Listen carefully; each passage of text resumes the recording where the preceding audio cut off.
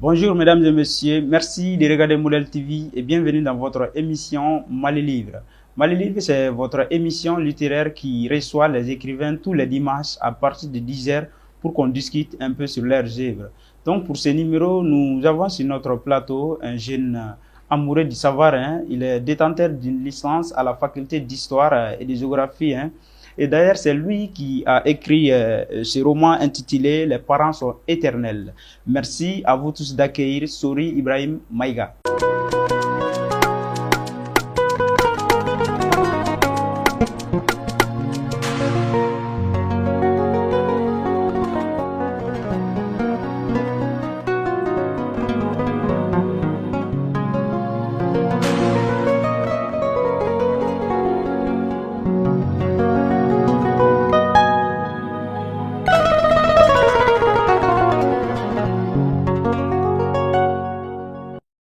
Monsieur Maïga, bonjour.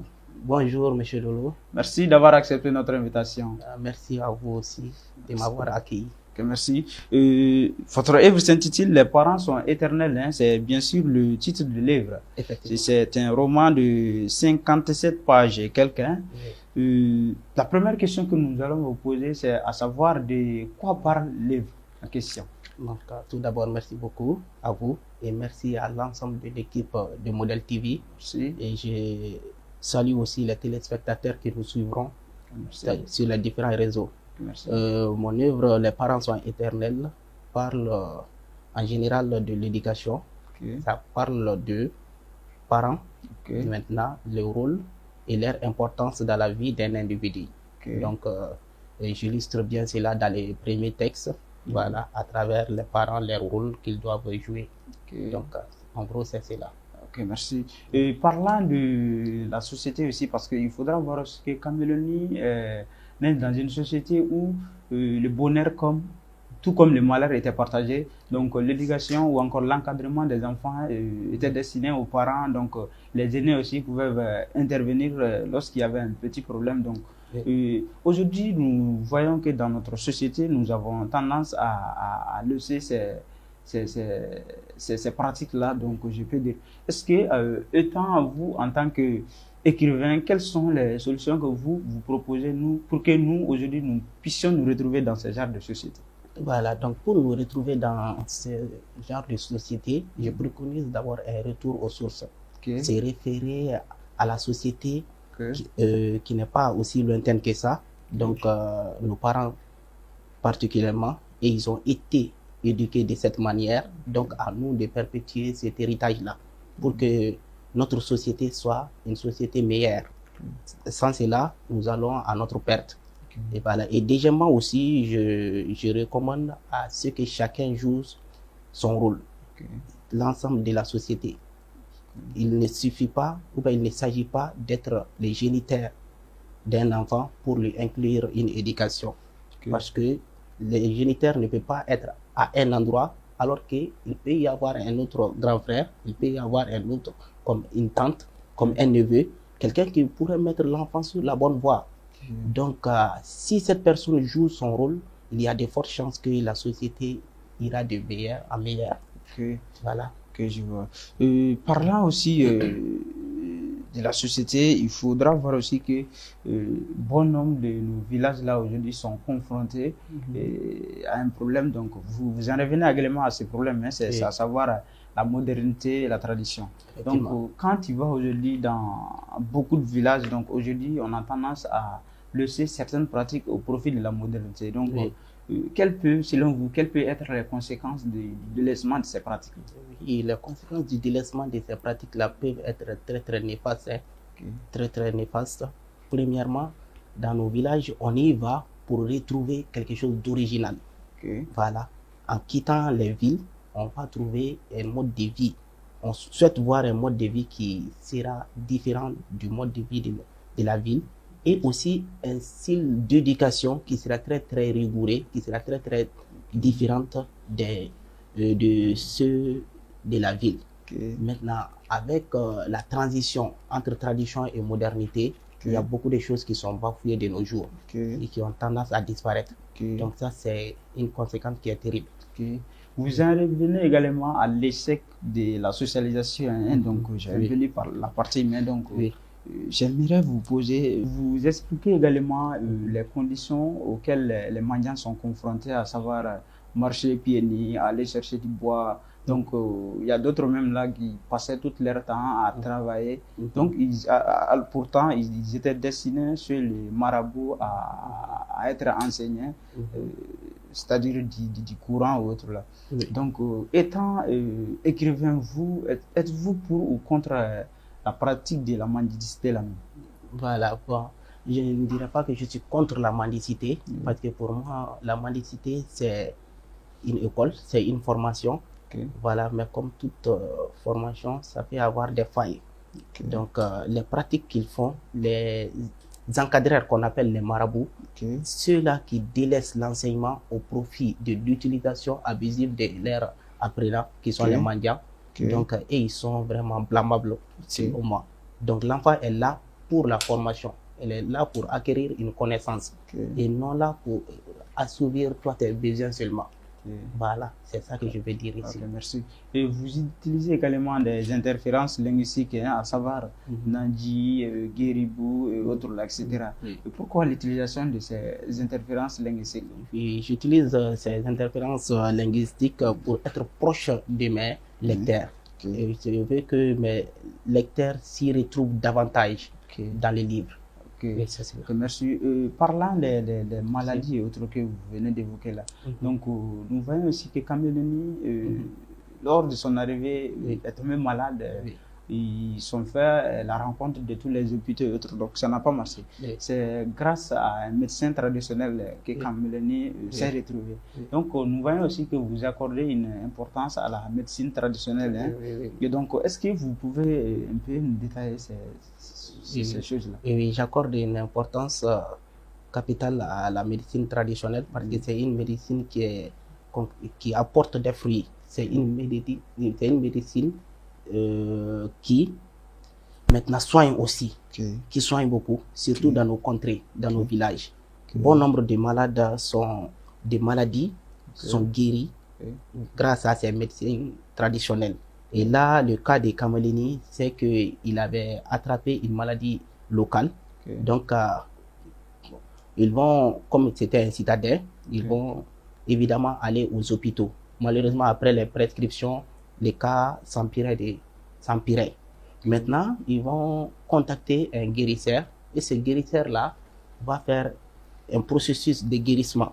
Durant ce processus-là, il va retrouver sa santé. Donc, je montre ici que la médecine traditionnelle, c'est une médecine qui peut soigner et c'est une médecine aussi qui n'est pas négligeable. Ok, merci.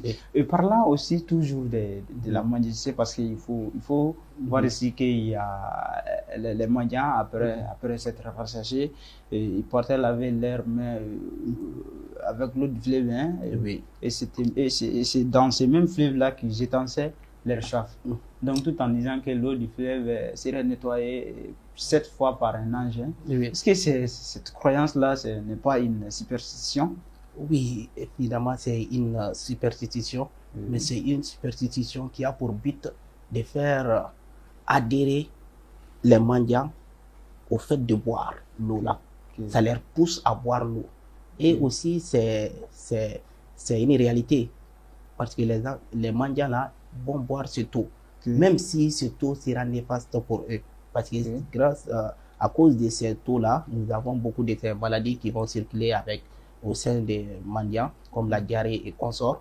Mais jamais les mendiants ne feront des rapports entre cette maladie et l'eau qu'ils boivent.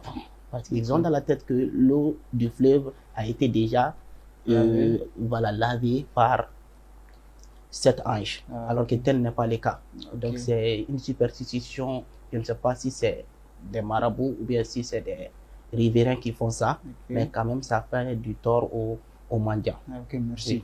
Et vous avez écrit un texte ici qui s'intitule Le jour de l'accident. Le jour de l'accident. Donc, en lisant ce texte, j'ai tendance à voir que vous êtes en train d'énumérer ici les conséquences de certains films dans notre société même. Parce qu'il faudra voir aussi que Kamelené, qui va regarder un film lorsqu'il avait 7 ou 8 ans, hein, après il va essayer de... Parce que dans ce film, il y avait des acrobaties. Donc il va essayer de mettre ça en pratique même. Et c'est ce qui va causer l'accident. Donc, est-ce que vous pouvez un peu énumérer les conséquences de ces films-là? Voilà, les conséquences de ces films-là sont tout d'abord, premièrement, le fait que l'enfant prend ces films comme exemple. Premièrement. Deuxièmement aussi, l'enfant ne fait pas la différence entre la fiction et la réalité. C'est pourquoi mon personnage va essayer de reproduire la scène qu'il a vue dans les films sur le terrain. Donc, ça va mal tourner pour lui parce que, comme on le sait déjà, les films, sont des effets spéciaux, c'est irréel. Mais l'enfant n'a pas cette capacité-là de concevoir cela. Tout ce que je vais montrer là, c'est que on fasse attention beaucoup attention à ce que nos enfants regardent. Surtout les médias, surtout les chaînes, surtout les films. Quand ils n'ont pas cette capacité de comprendre certaines scènes, mieux vaut leur écarter de ces scènes-là. Ok, merci. Et il y a un texte aussi qui s'intitule « Quand les djinns s'invitent dans la classe ». Donc, est-ce qu'on a tendance à voir donc les djinns aussi sont dans la classe et autres là, donc est-ce que vous pouvez un peu c'est toujours dans ça? Oui, voilà, c'est un texte qui est un peu humoristique, mais qui décrit une situation qui est malheureusement présente même dans nos établissements de nos jours. Voilà, le fait que des jeunes demoiselles, voilà, se jettent parfois par rapport au sol sous prétexte qu'elles sont possédées. Donc cela perturbe le cours. Voilà, c'est cet aspect-là que je veux montrer. Mais il faudra reconnaître aussi que pour certaines filles-là, c'est de la réalité. Hein. Oui, réalité ou fiction, quand même, c'est une situation qu'il faut prendre en considération. Effectivement. Ça perturbe quand même le cours et ça perturbe l'apprentissage. Donc il faut prendre des mesures par rapport à ça pour le bon encadrement des apprenants. Ok, merci. Et en lisant vos textes là, on a tendance à voir que vous utilisez un ton humoristique. Pourquoi l'utilisation du ton humoristique? Oui, l'utilisation du ton humoristique parce que moi aussi je suis quelqu'un qui aime beaucoup les livres humoristiques, les livres de Massa Makan Diabaté, sa trilogie, les livres de Amadou Kourouma, Allah n'est pas obligé. Donc moi je pense que les livres doivent être à la fois instructifs et distractifs. Faire passer les messages tout en faisant distraire les lecteurs. Donc le lecteur, en lisant mon livre, parfois il comprendra les conseils, parfois aussi il sera distrait. Il trouvera des situations qui sont complètement ironiques. Donc c'est ça que je vais faire passer. Je vois. Et ici, nous voyons aussi que vous disiez ici, les amoureux ne résistent pas aux timides là. Je pense ce que vous voulez dire, parce que vous, les auteurs, avec votre question d'amoureux, là, on ne comprend pas. Les amourettes ne réussissent pas aux timides. C'est un texte que j'ai fait, voilà, pour illustrer la situation des personnes qui sont en situation timide, qui sont très timides de nature. Surtout les jeunes garçons, parfois dans leur entourage, ils se font influencer par ceux-là qui ne sont pas assez timides. Donc, ils vont leur pousser à aller faire des amourettes, à aller faire de la séduction. Donc, ce texte-là que j'essaie d'illustrer, c'est là. Je vais montrer que quand on est timide, la séduction sera très difficile pour ces gens-là. Mais malgré cela, il y a des astuces que mon personnage va utiliser.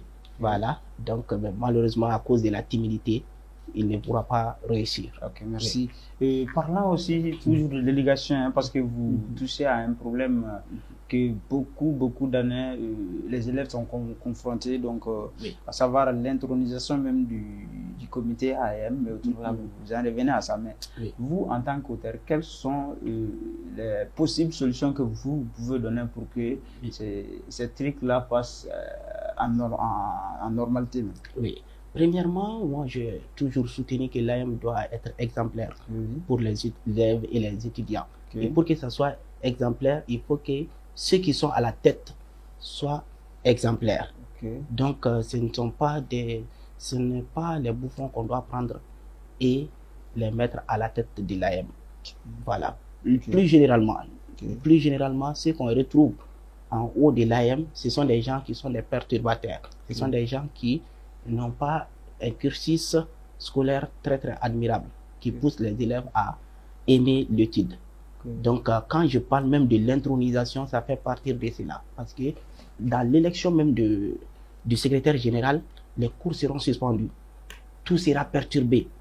Et en plus de cela, il y aura de la violence, ce qui n'est pas du tout admise ce qui n'est pas du tout favorable pour un environnement de l'apprentissage. Voilà, c'est ce problème-là que je vais toucher du bois. Ok, merci. Maintenant, est-ce que, bon, pour quelqu'un qui vous connaît, quelqu'un qui a lu le livre, hein, donc nous avons tendance à voir qu'il y a une possible ressemblance entre votre propre vie et la vie de Camélénie, hein, le personnage principal même. Est-ce que votre vie n'a pas de rapport avec le personnage même de Camélénie, c'est-à-dire une autobiographie comme ça? Bon, je répondrai là oui et non. Oui, pourquoi? Parce que toute personne de ma génération qui aura la chance de lire ces textes s'y retrouvera un peu. Voilà, ce n'est pas mon propre vécu. Bien sûr qu'il y a des situations que j'ai vécues, que j'ai essayé de mettre dans les textes, mais ce n'est pas une situation personnelle seulement qui est là-dedans. C'est une situation générale. C'est le vécu de toute une génération, ma propre génération quand même, qui s'y retrouve. Parce que les scènes que j'ai décrites, beaucoup pourront s'en souvenir. Merci. Et nous partons vers la fin de l'émission, donc nous allons passer aux rubriques qui consistent à donner un livre au l'auteur. L'auteur va ouvrir une partie du livre et va le lire devant tout le monde. Ok, ça marche. Ok. De la maladie à la festivité du mariage. La convalescence de Kamalénie coïncide avec l'annonce du mariage de sa cousine Tou. Un heureux événement qui mêle tradition et modernité. Dans ces villages, les mariages sont plutôt une affaire entre familles qu'entre individus. Le plus important, c'est la compatibilité entre les familles, qui se traduit par les valeurs et les coutumes sociaux. Dès que la légitimité de ces repères est établie, les consentements des futurs mariés viennent en second lieu. Il n'est pas rare de rencontrer dans ces contrées un mariage arrangé à leur insu. C'est dans la chambre nuptiale qu'on met le jeune couple devant le fait accompli. Très surpris, ils se découvriront à partir de cet instant et durant le reste de leur existence, telle était la mentalité de la société. Ok, merci. Merci beaucoup à vous. Merci. Bon, pour ceux qui veulent maintenant, avant de clôturer l'émission, pour ceux qui veulent lire votre œuvre-là, où pourront-ils les retrouver et les prix même? Oui, les livres se trouvent à la maison d'édition, Proxtyle Édition, et aussi on pourra me contacter aussi au numéro 70 12 53 15. Donc je pourrais vous faire parvenir un exemplaire. Le prix c'est à combien? Le prix c'est à 3000 francs. À 3000 francs. Ok, merci. Merci beaucoup. Maintenant, quels sont vos derniers mots à l'endroit de notre spectateur? Mes derniers mots, c'est d'encourager les jeunes à la lecture, de faire la culture de la lecture. Ça, c'est mes derniers mots. Ok, merci. Mesdames et messieurs, c'est tout pour l'émission d'aujourd'hui. Je crois que nous allons nous retrouver encore bientôt avec un autre auteur. Merci, à très bientôt.